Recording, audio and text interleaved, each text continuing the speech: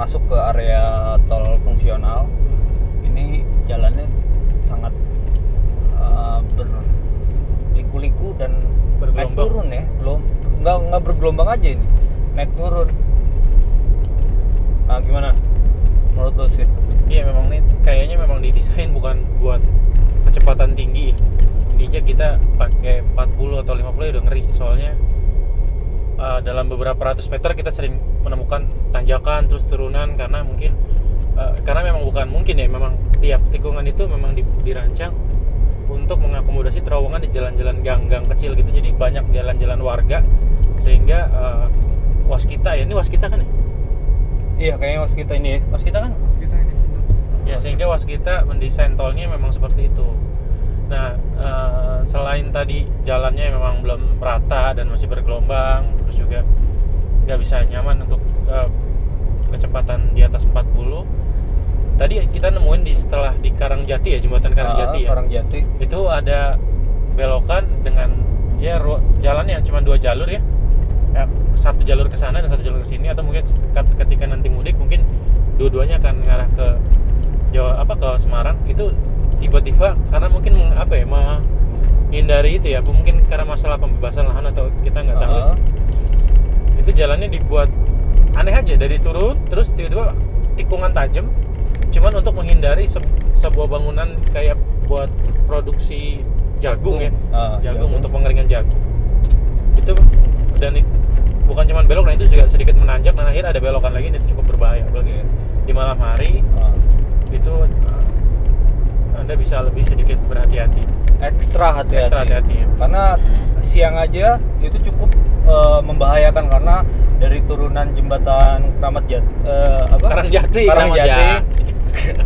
Karangjati itu langsung belokan tajam, itu cukup berbahaya. Iya.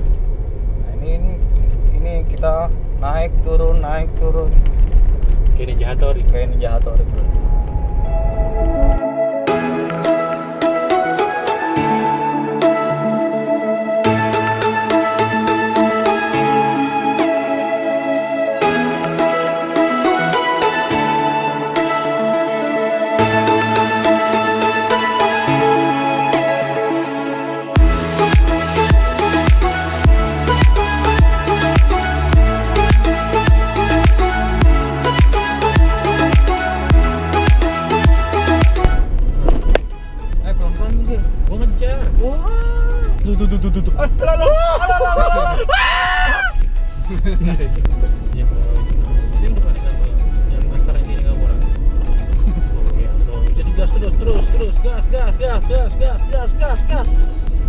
Gas.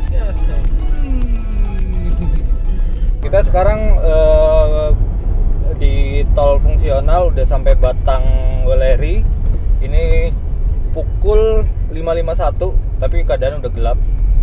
Ini kita benar-benar hati-hati karena nggak ada sama sekali penerangan, tetapi ada rambu-rambu yang sifatnya reflektor.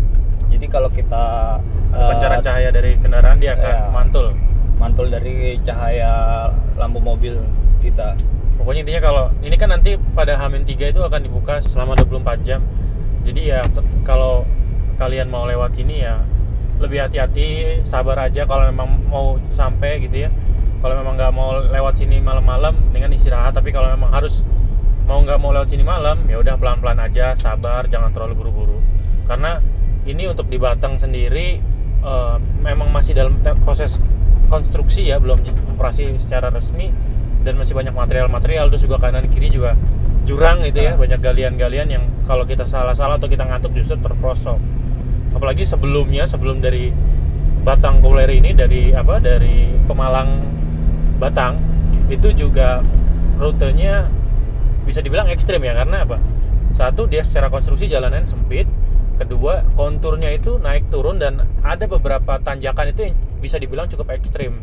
Nah, dengan kondisi jalan seperti itu pasti kita pengendara harus ekstra waspada dan effort lebih tinggi, sehingga akan menguras energi tentu aja, apalagi kalau saat siang-siang bulan puasa gitu ya.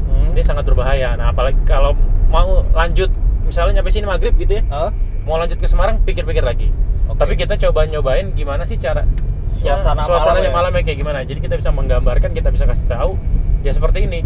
Tapi secara infrastrukturnya memang jalannya lebih lebar dibandingkan ketika tadi dari Brexit ke Batang tadi ya. Ini Batang ke Semarang jalannya relatif lebih lebar dan coran jalannya juga lebih halus, nggak terlalu bergelombang. Ini tipikalnya sebenarnya mirip-mirip seperti tol Cipularang di Bandung. Iya. Nah kalau tadi dari Brexit ke Batang, kondisi naik turunnya gara-gara memang di bawahnya itu ada jalan raya masyarakat yang melintasi, jadi di bawahnya dibuat lorong untuk akses warga melintas. Tapi kalau dari Batang ke Semarang ini benar-benar bukit, naik turun bukit ini cukup curam dan kanan kiri ini ada jurang juga. Jadi benar-benar harus ekstra waspada juga. Ini rest area pertama rest area. Ini rest area kedua, Bro. Pertama di Batang Weleri. Tadi yang lengkap? Tadi itu Pemalang Batang. Pemalang Batang ya? Ini Batang Weleri ini pertama. Ya. Ini standar setiap rest area ada Pertamina yang siap untuk membantu kasih jual harga bensin. Yang dijual itu Pertamax sama Pertamax Dex. Dan maksimalnya hanya 10 liter.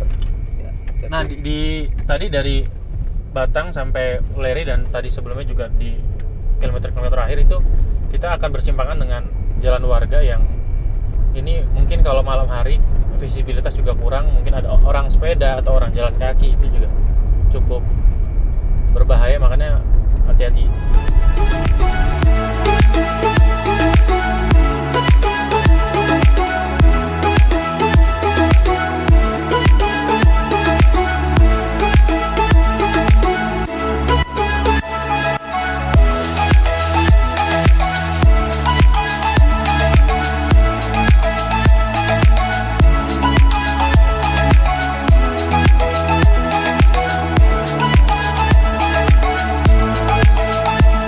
Akhirnya kita sampai Kendal. Kringsing tadi exit di Kringsing tapi mengalami ban bocor. Kena paku. 3 lubang. Ini bukan kejahatan tebar paku, Bro. Bukan. Karena banyak proyek kan ya, masih. Kalau di Jakarta mungkin banyak tebar paku ya kan. Kalau ini ya itu karena ya itulah resikonya ketika kita jalan di tol yang mungkin secara belum dioperasikan secara resmi dan masih dalam proses pembangunan, ya pasti kita memiliki resiko ban bisa terkena paku atau kawat yang bisa menyebabkan bocor, dan untung aja ini bisa terdeteksi ketika kita sudah keluar.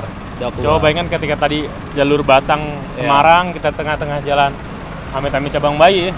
Tadi kita sih semenjak perjalanan tadi di rest area memang sudah ada persiapan, tetapi memang belum ada aktivitas sama sekali, bengkel-bengkel dadakan di rest area.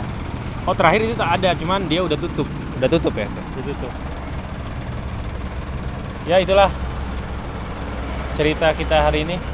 Dan kita masih mau melanjutkan perjalanan ke Kendal, ke kota Kendal. Kita mau makan dulu. Kita cari makan yang enak lah. Yang enak ya. Nah, baru setelah itu kita istirahat dan besok kita mau ngelanjutin lagi ke mana? Salatiga. Tapi nanti kita di makan juga mau vlog dulu ya. Oke. Ya. Oke.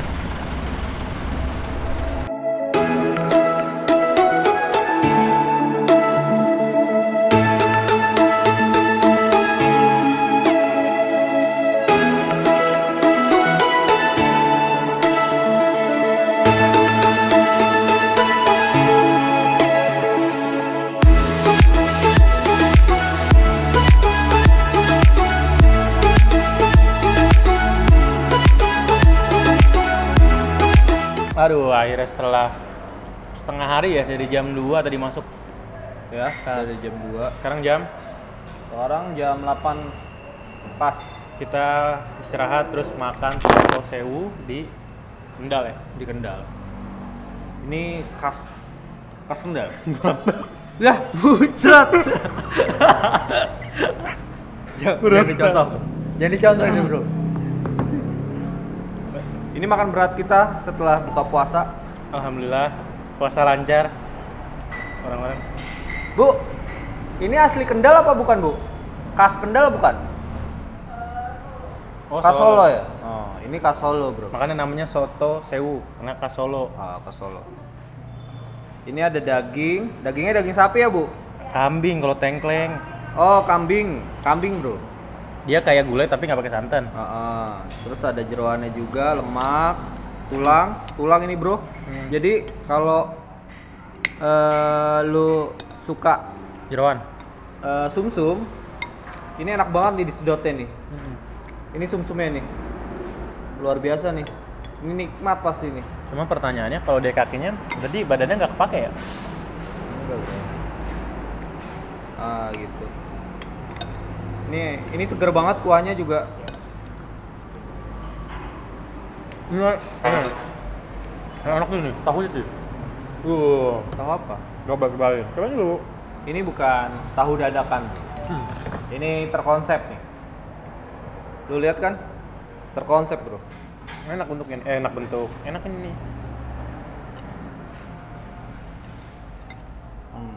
Enak lagi kalau panas, Bray. Iya. Oh, panasnya Panasnya gini. dia pakai kuah. Panasnya pakai kuah.